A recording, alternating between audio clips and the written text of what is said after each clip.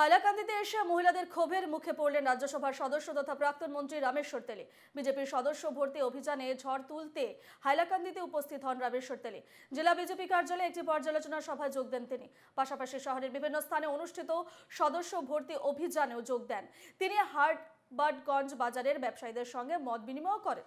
তাছাড়া বিভিন্ন ওয়ার্ডে সরকারি প্রকল্পের সুবিধাপ্রাপ্ত মানুষদের ঘরেও যান। পানীয় জলের সমস্যা নিয়ে তেলির সামনে তীব্র ক্ষোভ প্রকাশ করেন বাসিন্দারা।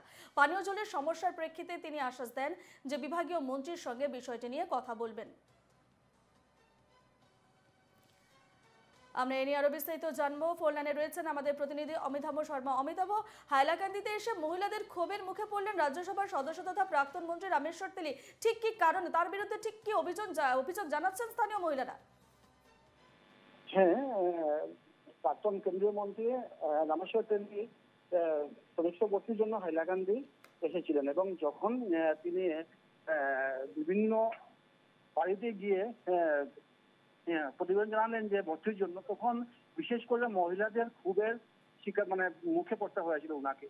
কারণ হাইলাকান্দি জেলাতে পৌরসভা এলাকাতে বিগত 5 দিন থেকে পানীয় জলের কোনো সরবরাহ নেই। হ্যাঁ, তার জন্য একদম ক্ষোভে মহিলারা পেটে উঠলেন। ওনাকে বললেন ঠিকই আছে, আমরা সদস্য গ্রহণ করবো, কিন্তু আগে পানীয় জলের সমস্যাটা সমাধান করতে হবে। তৎক্ষণাৎ তিনি আমাদের হাইলাকান্দি জেলা আয়ুক্তের সঙ্গে কথা বলে এই বিষয়ে স্থায়ী একটা